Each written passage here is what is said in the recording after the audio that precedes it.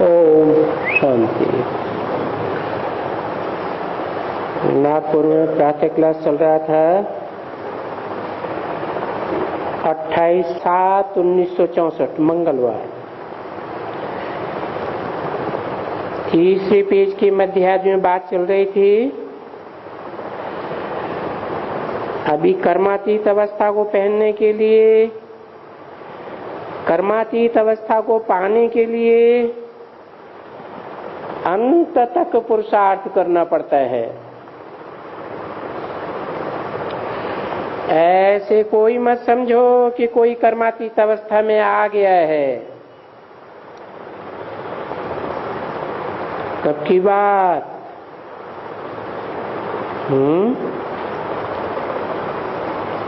ये कब की बात बोले?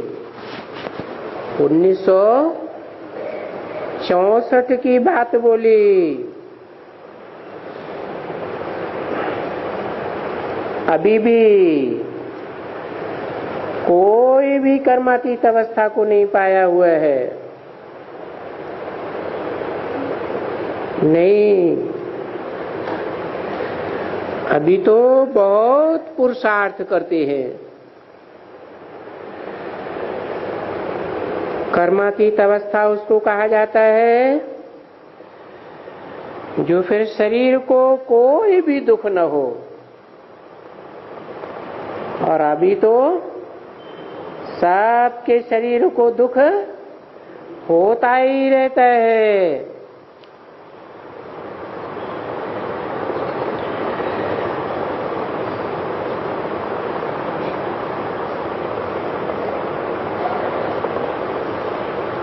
ये जो पुराना शरीर है, इनको पिछाड़ी तक दुख होता है। कृष्ण को भी दुख हुआ था, जो गीता में कहते हैं कि कृष्ण का पिछाड़ी में बाण मारा, फला न हुआ।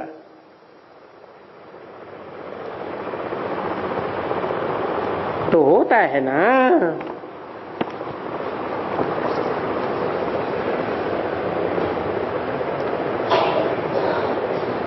तो ऐसे कोई मत समझे कि कोई भी अभी 16 कला संपूर्ण हो चुका है। 16 कला संपूर्ण होना उसको ही कहा जाता है कर्मातीत अवस्था। यानी कि जो भी कर्म का बोझा था, जो भी भोग था, वो सभी योग बल से अथवा ईश्वरीय सेवा के बल से अथवा कर्म भोग से अथवा धर्मराज के द्वारा भस्म हो गया। जब तक तुम कर्मातीत अवस्था को प्राप्त होने वाले हो, तब तक तुम्हारे ऊपर तूफान, कर्म का हिसाब किताब की भोगना, ये चलती ही जाएगी। अभी उसका तो कोई फिक्र नहीं करना चाहिए। ये तो एक ला कहता है। अभी वो कैसे हो सकता है? कर्मातीत बनने के पुरुषार्थ में कैसे रहते हैं? बाप कहते हैं, हे बच्चे, अशरीरी भव। और बाप को याद करो। देह का अभिमान छोड़ो। अंग्रेजी में भी अक्षर है ना, बॉडी कॉन्शियस, सोल कॉन्शियस, यानी देही अभिमानी भव। ये अक्षर कहां से आए हैं?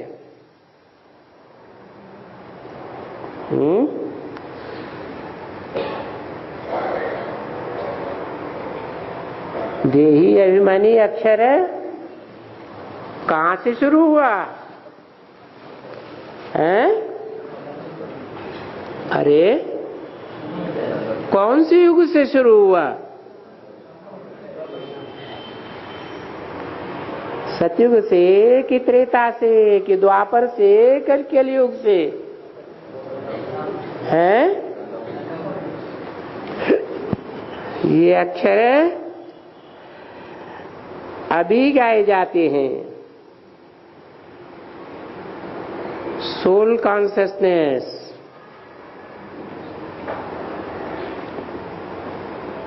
देही अभिमानी भव,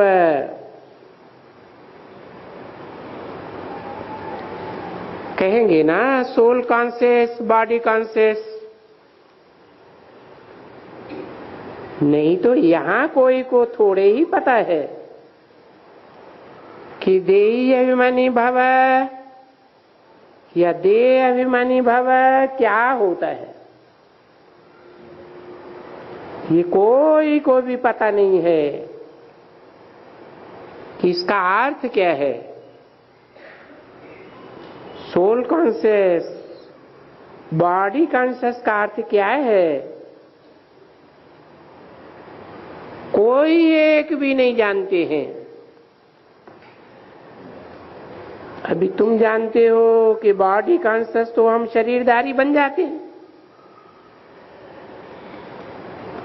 और सोल कॉन्शियस तो हम अकेला होकर के बाप को याद करते हैं। क्योंकि अभी हमको बाप के पास जाना है। नॉलेज तो तुम्हारे पास है ना, ये नॉलेज बाप ने दिया है ना, और मनुष्य तो सिर्फ अक्षर रिपीट करते हैं, वो कोई अर्थ नहीं जानते हैं। भले कोई भी हो, क्योंकि हमको अभी सोल कॉन्शियस बनना है, यानी सोल कॉन्शियस बनने का पुरुषार्थ करना है। किसने कहा हमको सोल कॉन्शियस बनना है? ये किसने कहा है? हमको ब्रह्मा बाबा कहेंगे मुझको। हमको बहुवचन है, एक वचन है, तो कौन कौन ने कहा है? रामकृष्ण की आत्मा के लिए कहा गया हमको सोल कॉन्शियस यहां बनना है, और तो कोई अर्थ ही नहीं जानते।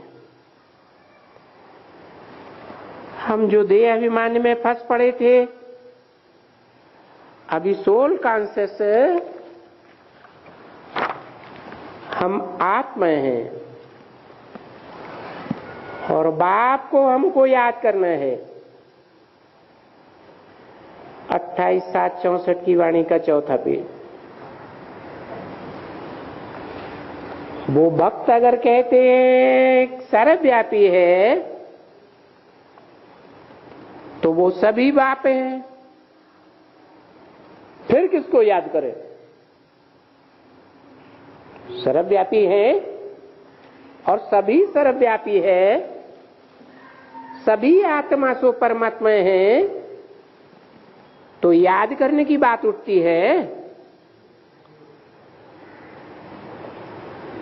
तो देखो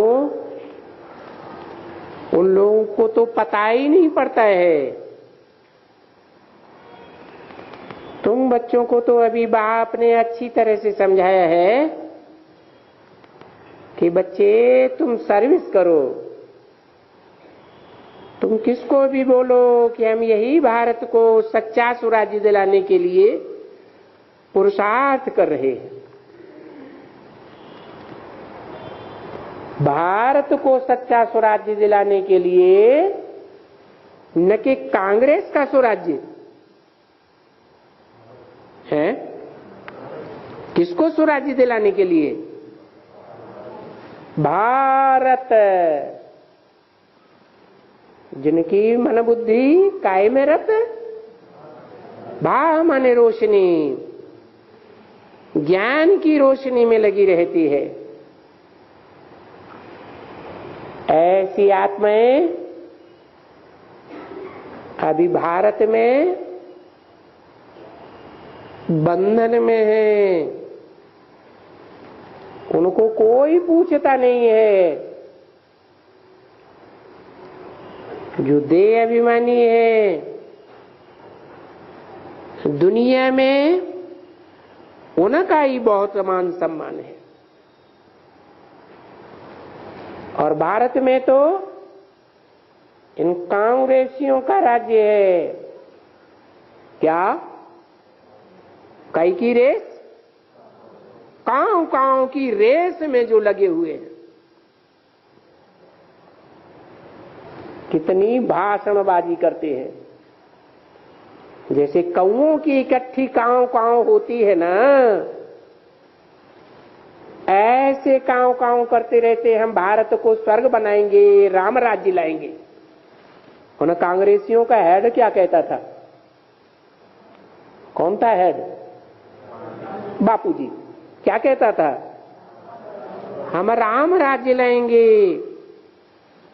और उन बापूजी के फॉलोअर्स क्या कर रहे हैं? राम राज्य, दिल्ली को क्या बनाए रहे हैं? परिस्तान बनाए रहे हैं। कितनी सजावट में लगे हुए हैं। यह हद के कांग्रेसियों की बात है, यह बेहद ब्राह्मणों की दुनिया के कांग्रेसियों की भी बात है। वो कौन से पुरुषार्थ में लगे हुए हैं? वो भारत को स्वर्ग बनाने में लगे हुए हैं, या क्या कहते हैं? वो क्या समझते हैं? अरे वो कौन सी कांव करते हैं, बड़े बड़े कॉन्फ्रेंसेस करते हैं। हम दुनिया को स्वर्ग बनाएंगे। अब देखो, उन कांग्रेसियों में राजा ही तो है नहीं, है कोई एक कंट्रोलर है? कोई एक ईश्वर का बच्चा है? ईश्वर माने क्या? ईश्वर माने शासन करना, वर माने श्रेष्ठ। दुनिया में सबसे श्रेष्ठ शासनकर्ता कौन है? ईश्वर ही है। कैसा शासन? पुलिसिया राज्य है? पुलिस का खौफ दिखाने वाला राज्य है? नहीं। हिंसा का राज्य? मिलिट्री इकट्ठी की भगवान ने? है? नहीं। भगवान ने तो कौन सा राज्य स्थापन किया? सारी दुनिया के दिल में स्थापन किया। विश्व की बादशाही का राज्य हिंसा से मिलता है या स्नेह प्रेम से मिलता है? स्नेह से मिलता है। ऐसा श्रेष्ठ शासन करके दिखाया। किसने? हिटलर ने, नेपोलियन ने।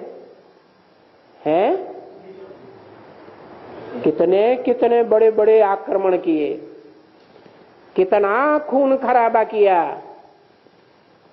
क्या महत्वाकांक्षा लेकर के आए थे?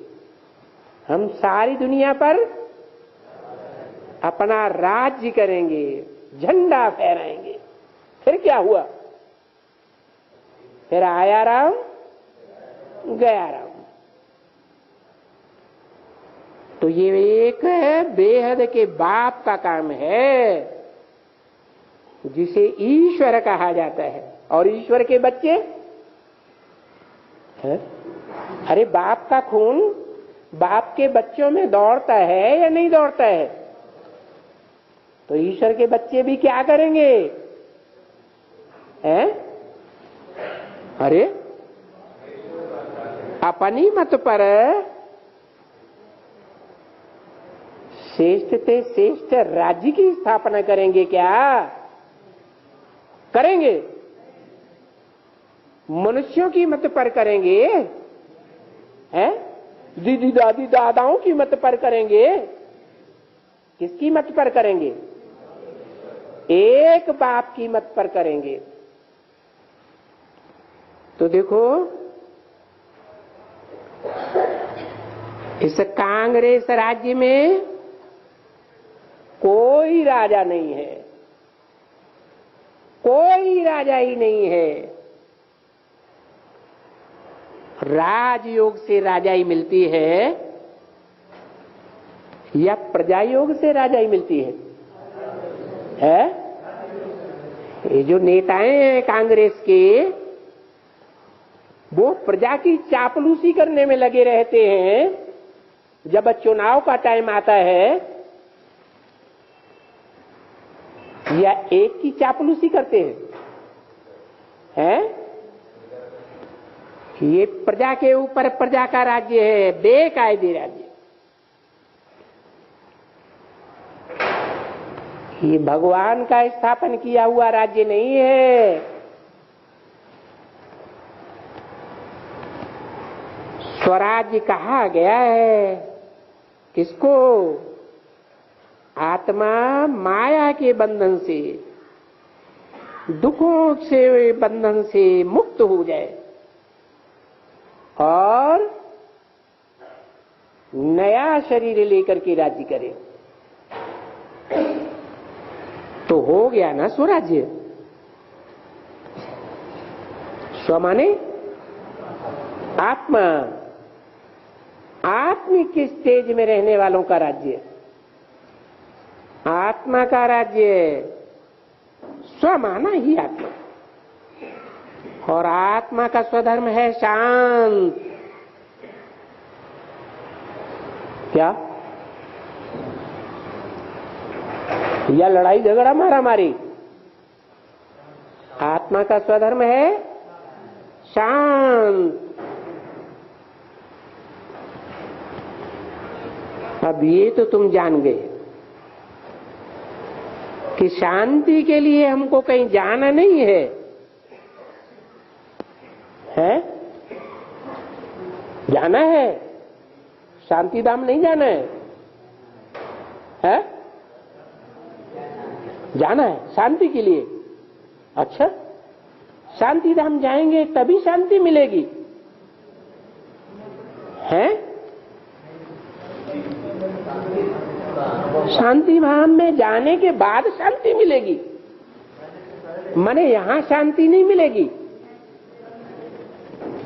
सुखधाम और शांति धाम की स्थापना यहां करनी है या शांति धाम में जाने के बाद करनी है? यहां ही अनुभव करना है मैं आत्मा शांत स्वरूप। क्या? अरे ये अनुभव यहां करना है? जबकि बोला है शरीर सड़ते जावेंगे, बोला है कि नहीं? तो शांत रह सकेंगे? है? कैसे? संगम युग है असंभव को संभव करने का युग। ऐसे जैसे गीता में लिखा है कि जो आत्मनिष्ठ व्यक्ति होता है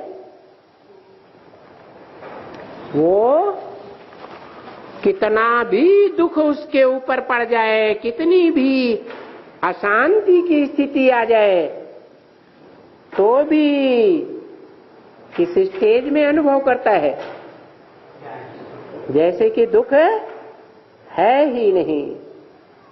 मना दुख को सहन करने की स्थिति आ जाती है, आत्मा में ऐसी शक्ति आ जाती है।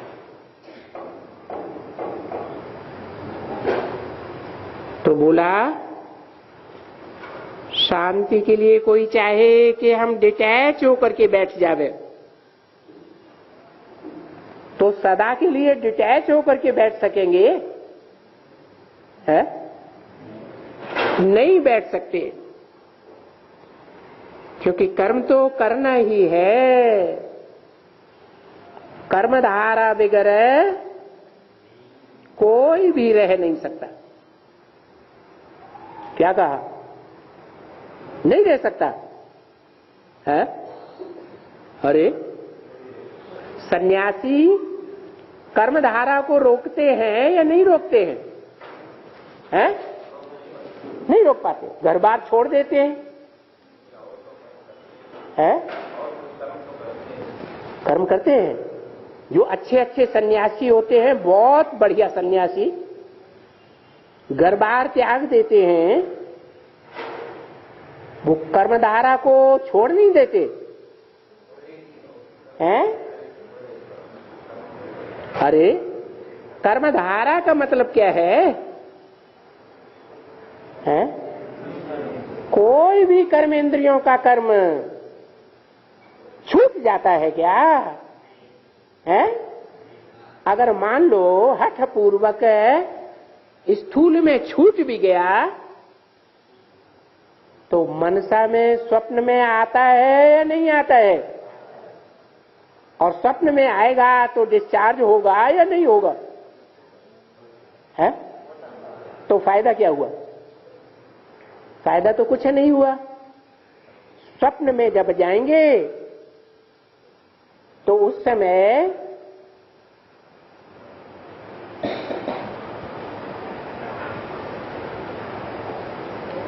जब स्वप्न नहीं होता है, जागृत अवस्था में होते हैं, उस समय तो हठ पूर्वक कंट्रोल कर लेते हैं इंद्रिय को। फिर स्वप्न की अवस्था में इंद्रियां कंट्रोल हो पाती हैं? नहीं हो पाती। इसलिए भक्ति मार्ग की गीता में भी बोला है, क्या? कर्म किए बगैर एक क्षण भी कोई नहीं ठहर सकता। आंख खोलेंगे कि नहीं? देखेंगे कि नहीं देखेंगे? हैं? घ्राण इंद्रिय से श्वास लेना छोड़ना करेंगे या नहीं करेंगे? अरे कान से, कान भी तो इंद्रिय है, छोड़ेंगे या नहीं छोड़ेंगे? आवाज को, आवाज को ग्रहण करेंगे ना? हैं? तो कोई भी कर्मेंद्रिय हो, उस कर्मेंद्रिय की धारा को कोई नहीं रोक सकता। डिटैच होकर के कोई लगातार के लिए बैठ ही नहीं सकता। तो कर्म तो करना है, क्योंकि हम कर्मधारा के बगैर रह नहीं सकते। हम बैठ सकते हैं अशरीरी होकर के। तुम प्रैक्टिस करते रहेंगे ना, तो तुम बहुत समय बाबा की याद में जैसे कि अशरीरी होकर बैठे रहेंगे। हम तो आत्मा है, ये तो हमारा आर्गन है। अब हम इस बाजा को नहीं बजाएंगे, परंतु बाप फिर पूछेंगे कैसे नहीं बजाएंगे और कब तक नहीं बजाएंगे? क्योंकि वो सन्यासी तो इंद्रियों को हठपूर्वक वश में कर देते हैं या अशरीरी हो जाते हैं, वो तो ऐसे नहीं बैठते हैं जैसे तुम बैठते हो, वो तो प्राणायाम चढ़ाए देते हैं और प्राणायाम चढ़ा करके कुंभक क्रिया की प्रैक्टिस करते हुए कितने भी दिन वो नीचे जमीन में जाकर बैठते हैं, अभ्यास करते हैं। परंतु कैसी अवस्था में जाने का अभ्यास करते हैं? नील अवस्था में जाते हैं या चैतन्य स्टेज में जाते हैं? नील स्टेज में चले जाते हैं। और तुम तो आत्मा का जो असली स्वरूप है क्या है? चैतन्य सूक्ष्म ज्योति बिंदु आत्मा, उस चैतन्य स्वरूप में टिकते हो। तुम कोई नील अवस्था में नहीं रहते हो। वो तो नील अवस्था में जाने का अभ्यास करते हैं। अभ्यास करते करते फिर वो लोग खड्डे में जाकर बैठते हैं। क्या कहा? अभ्यास करते करते कहां जाकर बैठते हैं? खड्डे में जाकर बैठते। कौन है? दुनियावी सन्यासी सिर्फ। अरे ब्राह्मणों की दुनिया के सन्यासी भी, क्या वो भी ब्राह्मण है ना? ब्रह्मा की औलाद है या नहीं है? वो भी अभ्यास करते करते खड्डे में जाके गिरते हैं, बैठते हैं। अनेक प्रकार का योग करते हैं, हठ योग। तुम बच्चों को तो कोई भी तकलीफ की कोई बात नहीं है। ये तो अपनी आत्मा को जानना, सो भी जानते हो। सिर्फ परमात्मा को पूरी रीत नहीं जानते हो। पूरी रीति है, परमात्मा को सब पूरी रीति जानते हैं क्या? जानते हैं कि नंबरवार जानते हैं? हाँ, तो आत्मा को तो जानते हो कि आत्मा है। ये मनुष्य से सिर्फ पूछा जाए, ये नॉलेज है तुमको? किसकी नॉलेज है? नॉलेज तो दुनिया में अनेक प्रकार की होती है। गॉडफादर की नॉलेज है, तुम उनको जानते हो, कोई नहीं जानते हैं। अगर जानते हैं तो कह देते हैं हाँ हम गॉडफादर को जानते हैं, वो सर्वव्यापी है। क्या जानते हैं? जानते हैं क्या कि वो सर्वव्यापी है? देखो, कोई भी नहीं जानते हैं, कोई भी नहीं जानते, नहीं जानते हैं? अरे हम बच्चे नहीं जानते क्या? हैं? नहीं जानते? जानते हैं, आज जानते हैं, कल कोई कान में नई बात फूंक देता है। ज्ञान अब विविचारी से विविचारी बन जाता है और गॉडफादर की नॉलेज उड़ जाती है। ऐसे होता है या नहीं होता है? तो फिर 100% जानते हैं? अरे जानते हैं।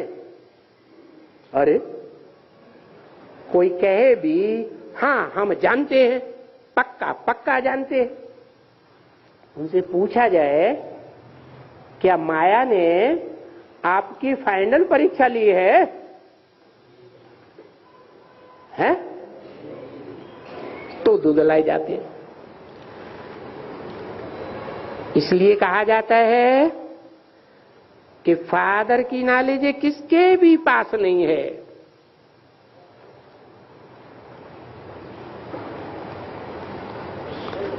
नॉलेज को कहा जाता है ज्ञान, अर्थात ज्ञान माने जानकारी, सिर्फ बाप की। अरे बाप में तो सारी दुनिया समाई हुई है। क्या? बीज में सारा संसार, जड़ जंगम सारा संसार समाया हुआ है। अरे आम का बीज हमने जान लिया, ये आम का बीज है, तो सारा वृक्ष बुद्धि में आता है या नहीं आता है? आ जाता है। ऐसे ही इस संसार रूपी वृक्ष का जो बीज है, परमपिता परमात्मा, जड़ जंगम सारा संसार, ये शरीर क्या है? जड़ है कि चैतन्य है? जड़ है। और आत्मा चैतन्य है। तो जो सारा संसार जड़वत है, 5 तत्वों का पुतला ये शरीर है, उसका बीज कौन? कोई है ना। और जो आत्माएं चैतन्य है, उन चैतन्य आत्माओं का कोई बीज है? कौन? प्रजापिता चैतन्य आत्माओं का बीज है? शिव ज्योति बिंदु। और आत्मा और शरीर दोनों का मेल है जीवात्मा। तो जो जीवों का बीज है उसको कहा जाता है शिव बाबा, परम पिता प्लस परमात्मा। उसको कहते हैं ज्ञान, गॉड फादर, जो आकर के नॉलेज देते हैं। उनकी नॉलेज उनके सिवाय दुनिया में कोई नहीं दे सकता। न कोई ब्रह्मा कुमार दे सकता, न कोई पीबीके दे सकता, न कोई दुनिया के बड़े बड़े ज्ञाता हैं, जानकार हैं, वैरायटी नॉलेज के जानकार, वो भी नहीं दे सकते। तो कहा जाता है, पूछा जाता है, किसका ज्ञान? गॉड फादर का ज्ञान। ज्ञान का अक्षर आता ही है कि तुमको ज्ञान है। किसका ज्ञान है? ज्ञान तो अनेक प्रकार का होता है ना, किस्म किस्म का ज्ञान है? होता है कि नहीं? स्पेशलिस्ट दुनिया में होते हैं ना, भांति भांति की जानकारी के स्पेशलिस्ट होते हैं।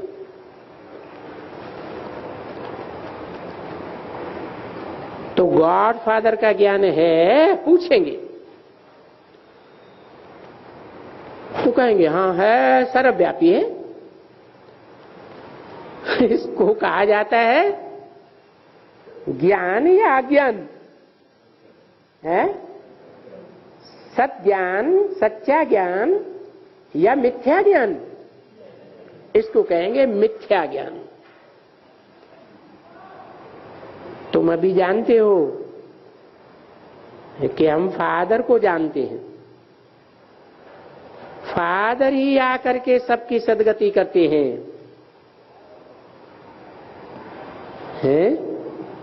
आकर के करते हैं,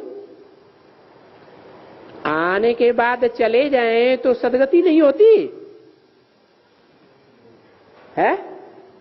अरे ब्रह्मा के तन में आए, फिर चले गए, ब्रह्मा का तन ही छूट गया, तो फिर सदगति नहीं हो सकती क्या? है? अरे ब्रह्मा कुमार कुमारियों ने ज्ञान तो ले लिया ना, ज्ञान मिल गया, स्वर्ग क्या है, नरक क्या है, तो फिर ज्ञान मिलने के बाद सदगति नहीं कर सकते अपनी और दूसरों की, हैं? नहीं कर सकते, नहीं कर सकते। तो कभी किसी ने पूछा है बेसिक वालों से, हैं?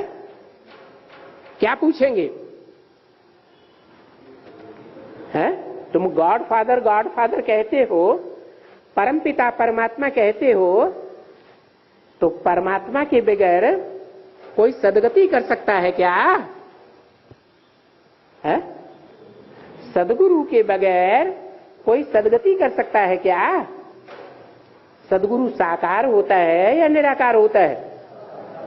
सदगुरु तो साकार होता है, तो सदगुरु साकार के बगैर सदगति नहीं हो सकती। और इस सृष्टि को पतित से पावन भी कोई नहीं बना सकता। पतित सृष्टि है, उस पतित सृष्टि को पावन कौन बनाएगा? हैं?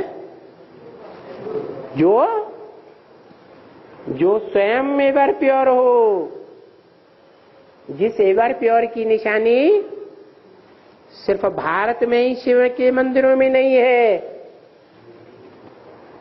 सारे विश्व में वो लिंग मूर्तियां खुदाई में पाई गई हैं। इससे क्या साबित होता है? और सबसे जास्ती तादाद में पाई गई और मूर्तियों की संख्या के मुकाबले। उससे क्या साबित होता है? हैं? साबित क्या हुआ है? सारी दुनिया का एक ही बाप है, जो आकर के पतित से पावन बनाते हैं, जो स्वयं एवर प्योर है, जिसकी निशानी शिवलिंग जलाधारी में रखा हुआ है। वो संपन्न स्टेज है या अधूरी स्टेज है? हैं? संपन्न स्टेज है। माना और जितनी भी मनुष्य आत्माएं हैं, पशुओं की आत्माएं हैं, पक्षियों की आत्माएं हैं, कीड़े मकोड़ों या इंसेक्ट की आत्माएं हैं, वो सब पतित होती हैं संसर्ग संपर्क में संबंध में आने से। वो एक ही आत्मा का ऐसा गायन है, किसका? जिसको हम मंदिर में जाकर भक्ति मार्ग में हाथ जोड़ करके नमन करते थे। शिव बाबा, शिव प्लस बाबा। शिव किसकी यादगार और बाबा किसकी यादगार? शिव है ज्योति बिंदु की यादगार, जो लिंग में दिखाया जाता है। आदि में जो सोमनाथ मंदिर बना था सात्विक स्टेज में, वो एक्यूरेट बनाया था। बड़ा लाल पत्थर लिंगा का, और उसमें क्या जड़ा हुआ था? बिंदु की यादगार हीरा जड़ा हुआ था। वो हीरा है शिव की यादगार, जो सदैव ही बिंदु है, बिंदु का नाम ही शिव है। और लिंग किसकी यादगार है? लिंग उस साकार संपन्न स्वरूप की यादगार है, जो पुरुषार्थ संपन्न होने पर देखते हुए नहीं देखता, सुनते हुए नहीं सुनता, करते हुए भी नहीं करता।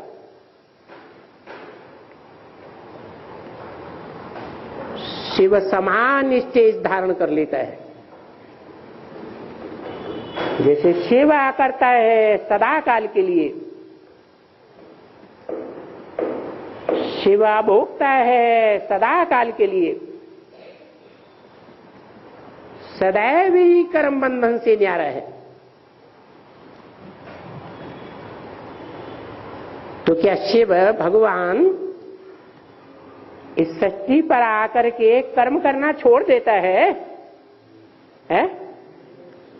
मनुष्यों के समान कर्म नहीं करता। जो कर्म मनुष्य करते हैं वो सारे कर्म वो करता है या नहीं करता है? तो कर्म बंधन से न्यारा है या कर्म बंधन वाला है? क्यों क्यों कर्म बंधन से न्यारा है? क्योंकि बुद्धियोग सदैव परम धाम वासी है। क्या? जैसे आत्माओं के लिए बताया, जन्म मरण के चक्र में आने वाली आत्माओं के लिए बताया, संगात संजायते कामा, इंद्रियों का संग करने से कामना उत्पन्न होती है। वो कामना उसको उत्पन्न नहीं होती। और हम आत्माओं को संग करने से कामना उत्पन्न होती है, तो वो कामजीत कहा जाता है। क्या किया उसने? कामदेव को भस्म कर दिया। वो ही आकर पति सृष्टि को पति से पावन बनाते हैं। अभी तुम बच्चियां हो मिशन पर, बाप की मदद से, कि हरेक मनुष्य मात्र को पति से पावन बनाए। अभी पति से पावन बनाए कर कहां जाएंगे? पति से पावन बनकर फिर पावन दुनिया में चले जाएंगे। पावन बनकर के जाएंगे या वहां जाकर के पावन बनेंगे? पावन यहां बनेंगे और फिर मन बुद्धि रूपी आत्मा से पावन धाम जिसे कहा जाता है। सबसे पावन धाम कौन सा है? दुखधाम, सुखधाम या शांति धाम? सबसे जास्ती पावन धाम है शांति धाम। क्यों? सुखधाम क्यों नहीं है? क्यों नहीं? कारण बताएं। क्योंकि परम धाम में जो रहते हैं, जब तक रहते हैं, तब तक अंश मात्र भी पतित आत्मा नहीं होती। और सुखधाम में पहले ही जन्म से है, कलाएं कम होने लगती हैं या नहीं? कलाएं कम होने लगती हैं। क्यों? क्योंकि चाहे ज्ञानेंद्रियां हो, चाहे कर्मेंद्रियां हो, उनका सुख भोग करने से आत्मा पतित जरूर बनती है।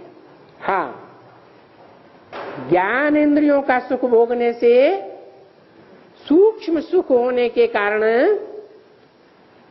पतन कम होता है।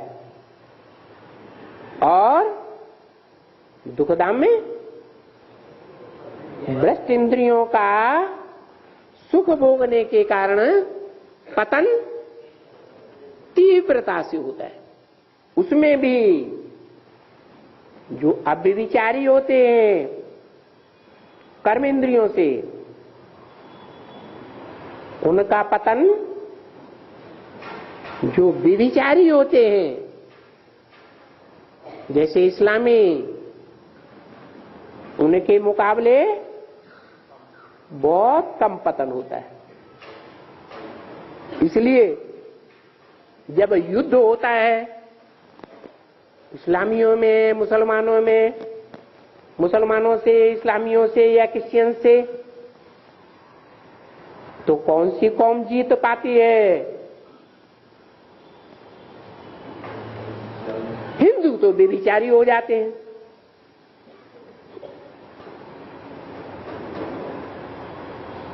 दूसरे धर्म में कन्वर्ट हो जाते हैं आसानी से। कोई ऐसा धर्म है जो मुसलमानों का आक्रमण हो चाहे क्रिश्चियंस का आक्रमण हो, हिंदुओं ने उतना बलिदान नहीं दे पाया क्योंकि कमजोर हो गए। लेकिन कौन से धर्म वालों ने सहयोग दे दिया हिंदुओं को? सिख धर्म वालों ने। क्या कारण था?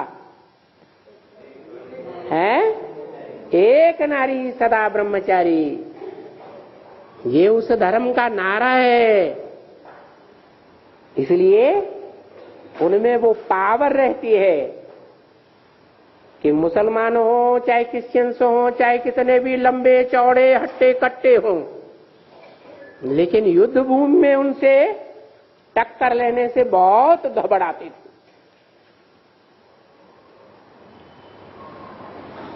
तो देखो पतन का रास्ता क्या क्या हुआ है? पतन का रास्ता है सुख भोगना। ज्ञानेंद्रियों से जो सुख भोगते हैं देवताएं, उनका पतन धीरे धीरे होता है। कर्मेंद्रियों से जो मनुष्य, द्वापर युग से मनुष्य कहे जाते हैं या देवताएं, क्यों हैं? क्योंकि मन चलायमान हो जाता है, मनन चिंतन मंथन करने लग पड़ता है। देवताएं मनन चिंतन मंथन करते हैं नहीं, तो वो देवताएं हैं।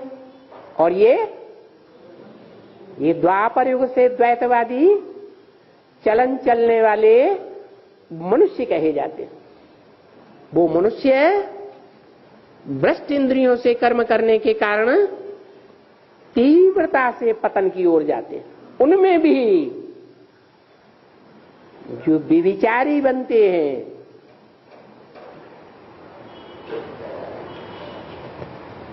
चाहे देशी हो चाहे विदेशी हो, उनका पतन तो और ही तीव्रता से होता है। उनका पतन होता है, वो बहुत पतित होते हैं। इसका प्रूफ क्या है? अरे कोई प्रूफ होगा तभी मानेंगे। बुद्धिमान बाप के बच्चे बिना प्रूफ और प्रमाण के कोई बात मान लेते हैं? तो बताओ, है? उनका जास्ती पतन हुआ, इसका क्या प्रूफ है? झगड़ा है?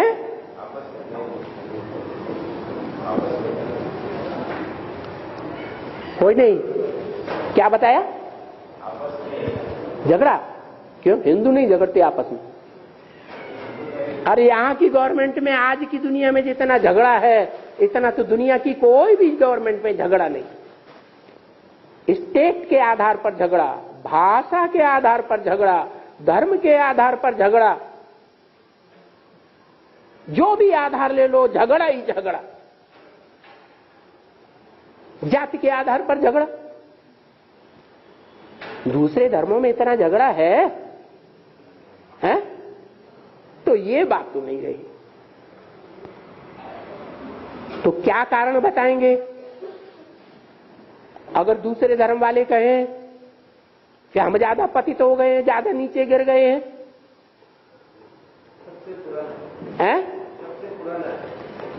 सबसे पुराना है। सबसे पुराना है तो ज्यादा पतित है या ज्यादा पावन है? नियम क्या है? जो ज्यादा पुराना होता है वो ज्यादा पतित बनता है, जो नया धर्म होता है वो ज्यादा पतित बनता है। तो कैसे साबित करेंगे?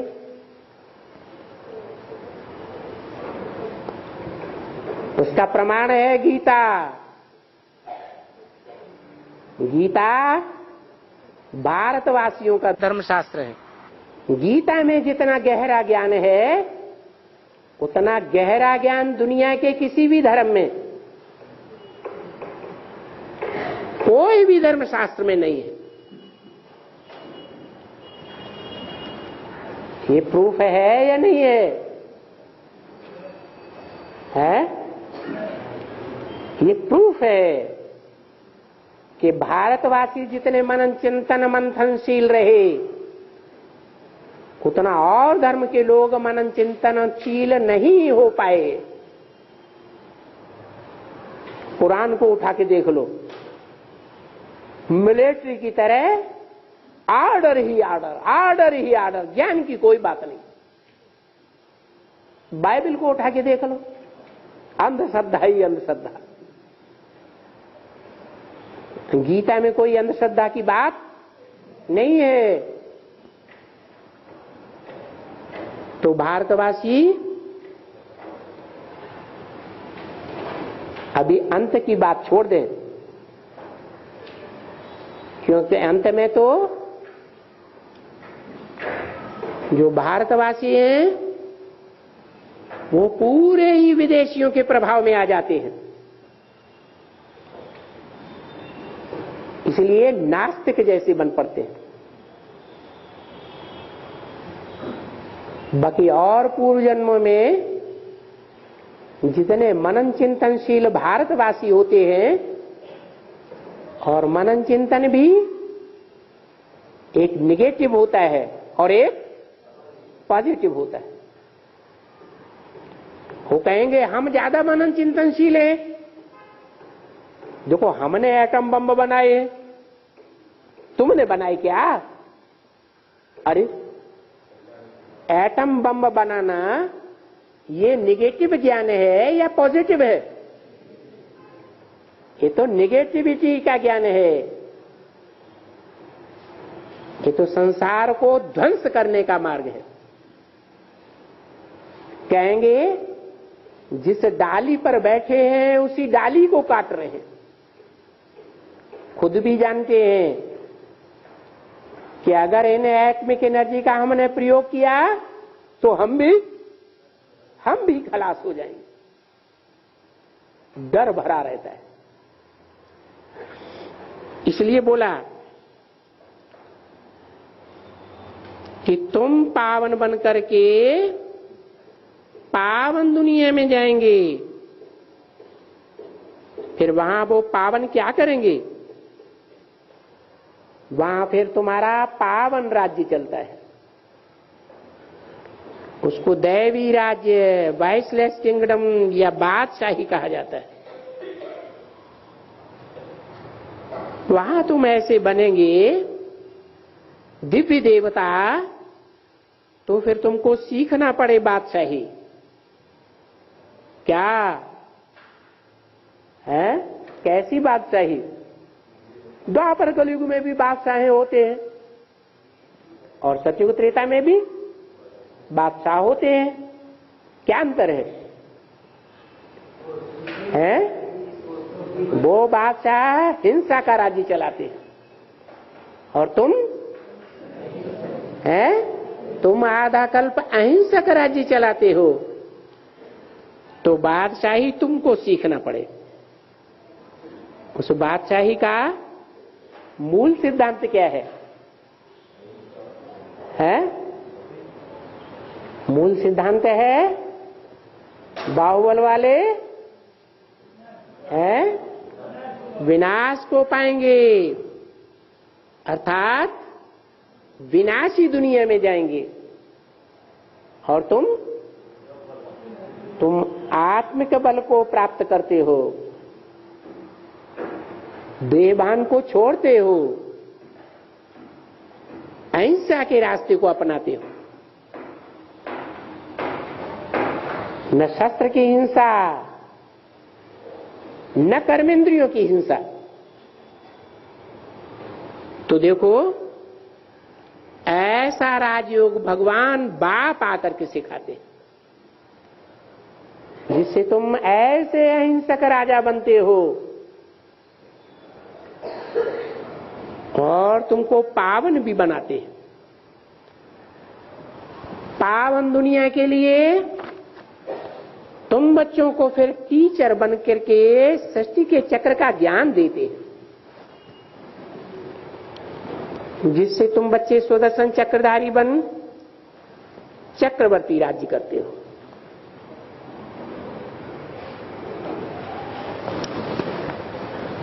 क्यों?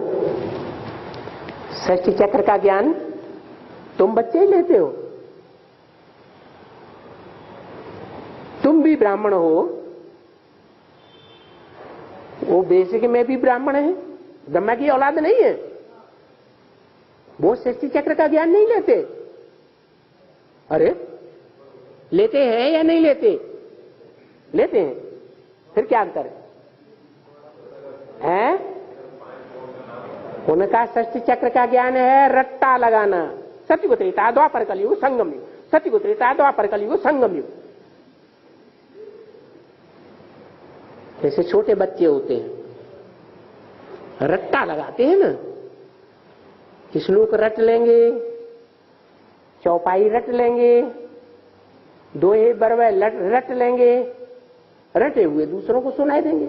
उनका गुह्यार्थ में जाना बच्चों को नहीं आता है। परंतु तुमको ऐसा सुप्रीम टीचर मिलता है जो तुमको सारे सृष्टि चक्र का ज्ञान देता है। तुम ऐसा ज्ञान लेकर के ऐसे रिसर्च करने वाले रिसर्च स्टूडेंट बन सकते हो, बन जाते हो, जो अपने 84 जन्मों को भी जान जाते हो। तो बाप आकर टीचर बन करके ये सृष्टि चक्र का ज्ञान देते हैं। उसको कहते हैं सुदर्शन चक्रधारी बच्चे। अरे सुदर्शन चक्र तो विष्णु को दिखाया जाता है? 84 जन्म लेने वाले कृष्ण को दिखाया जाता है। फिर हम बच्चे कैसे सुदर्शन चक्रधारी? कृष्ण 84 जन्म लेने वाला, तो उसकी डायनेस्टी भी यथा राजा तथा प्रजा, पूरे 84 जन्म का ज्ञान लेने वाले। और विष्णु कौन से लोक में होता है? सतयुग में होता है या संगम में होता है? विष्णु तो उससे भी ऊंची स्टेज है। तो विष्णु के बच्चे भी क्या हुए? वैष्णव संप्रदाय हुए। विष्णु को सुदर्शन चक्र है, 84 जन्मों का दर्शन उनको हो जाता है, तो तुमको भी अपने 84 जन्मों का दर्शन हो जाता है, ज्ञान हो जाता है। तो तुमको कहा जाता है सुदर्शन चक्रधारी। अपने 84 जन्मों के 84 के चक्र को धारण करने वाले बुद्धि में, तो तुम चक्रवर्ती राज्य करते हो।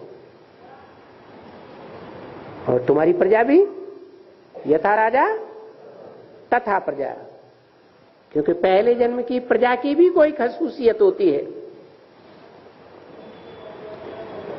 और जन्मों में जो राजाएं आए हैं, चाहे सतयुग में, चाहे त्रेता में, चाहे द्वापर में, चाहे कलयुग में, उनके राज्य में ये खसूसियत नहीं होती है प्रजा की।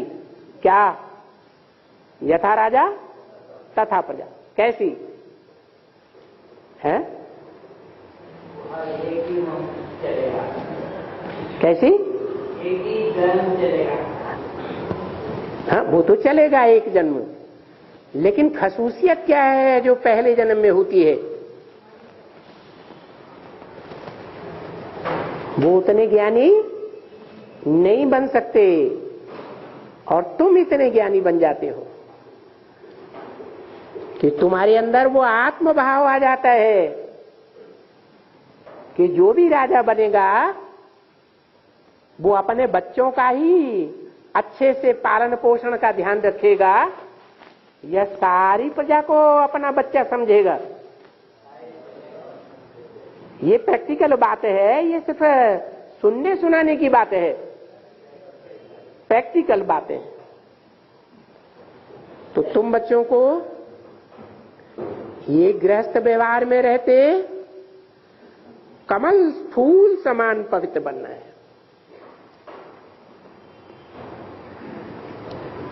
क्या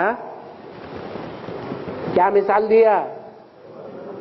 क्या खासियत कमल फूल में है? अरे शिवलिंग है, कमल फूल समान है या नहीं है? हैं? शिवलिंग कहां पड़ा हुआ है? मंदिर में तो है।